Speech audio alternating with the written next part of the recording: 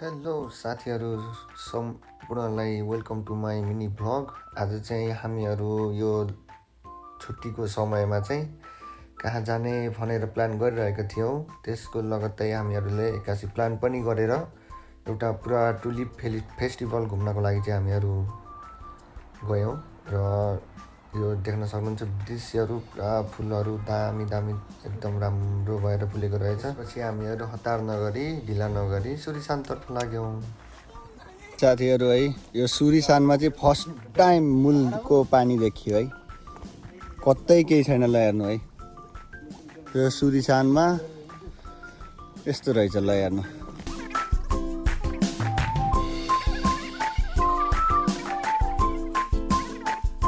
कसलाई हो यस्तो बोलाएको। ल है साथीहरू, हामी चाहिँ अहिले सुरिसानको टपमा छौँ है, सुरिसानमा आएको छौँ होइन। अनि यो चाहिँ सुरिसानबाट देखिने भ्यू हो, पुरा डाँडाहरू छन् होइन। अनि हेर्न सक्नुहुन्छ यो चाहिँ पुरा डाँडो भयो, अब एउटा पहाडै भयो भनौँ न, अब अग्लो पहाड। त्यसको बिचमा चाहिँ एउटा रोड छ, हेर्नुहोस् पुरा गाडीहरू गुडिरहेको छ, रोड छ वरिपरि होइन। यो ठुलो पहाड मुनिबाट पल पारेर वहाँ हेर्नु, यहाँबाट निस्किरहेको छ। यो भन्छ कि विकास, त्यहाँबाट उतापट्टि कति ठुलो सहरलाई जोडिरहेको छ यो बाटोले। हेर्नु त, ठुलो ठुलो डाँडाहरूमा यस्तो मजाले बनाएको छ।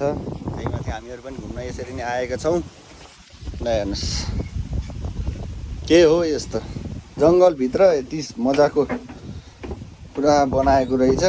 आज चाहिँ हामीहरूले देख्ने मौका पाइयो। ल हेर्नुहोस् साथीहरू, यस्तो रहेछ।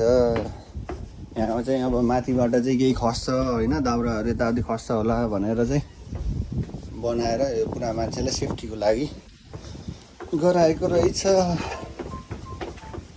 तपाईँहरूले पनि हेर्न सक्नुहुन्छ है त। त्यसपछि हामीहरू माथि सुरिसानमा त पुगेछौँ, तर हामीहरूले घुम्न चाहेको एक्ज्याक्ट लोकेसन चाहिँ गलत परेछ। त्यसपछि हामीहरूले मोबाइलमा फेरि लोकेसनहरू हेऱ्यौँ र त्यो खोज्दै गर्दा वरिपरिको यहाँ नजिकै टावरहरू पनि हेऱ्यौँ। त्यसपछि हामीहरूले मोबाइलबाट लोकेसनहरू पनि खोजेर जाने एक्ज्याक्ट लोकेसन पत्ता लगाउने कोसिस गऱ्यौँ। त्यसपछि चाहिँ मैले मेरो मोबाइलबाट चाहिँ जाने लोकेसन पनि मोबाइलबाट देखिने रहेछ र क्यामेराबाट चाहिँ मैले जुम गरेर हाम्रो जाने लोकेसनलाई खोजेर अनि भिडियोबाट पत्ता लगाएपछि चाहिँ हामीहरू खाजासाजा खाएर त्यही ठाउँमा जाने निधो गऱ्यौँ। त्यसपछि म त्यहाँ गएपछि फेरि भिडियोहरू पनि देखाउँछु है त।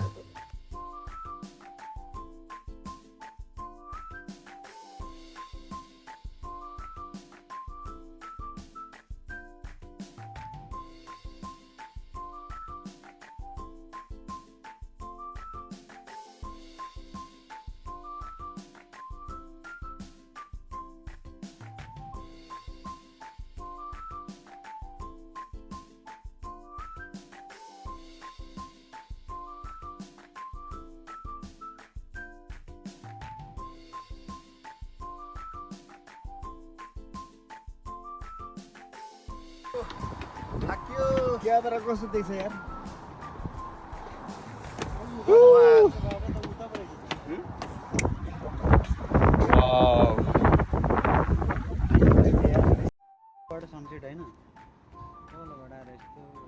है साथीहरू, अघि आएको ठाउँ चाहिँ त्यो है, अघि मैले वहाँबाट चाहिँ खिचेको, त्यो ठाउँबाट खिचेको।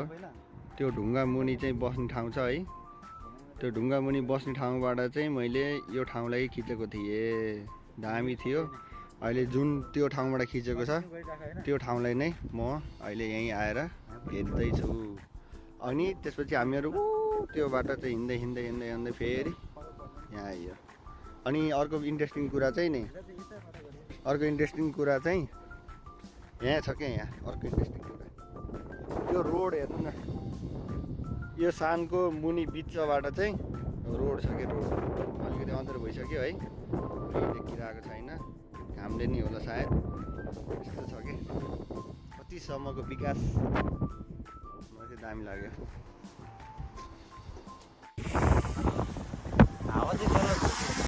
एकैछिनको लामो हिँडाइसकिएपछि आराम पनि गऱ्यौँ र ड्रोनहरू पनि हामीहरूले ड्रोन सुट पनि गऱ्यौँ र त्यसमाथि हावाको वेग अलिकति बढी भएको हुनाले हामीहरूले धेरै माथि उडाउन सकेनौँ, किनभने ड्रोन पनि खसाउला भन्ने डर भयो। त्यसमाथि आर्मीहरू पनि यो ठुलो अग्लो पहाडहरूमा चाहिँ माथि उतापट्टि बसेको पनि रहेछ।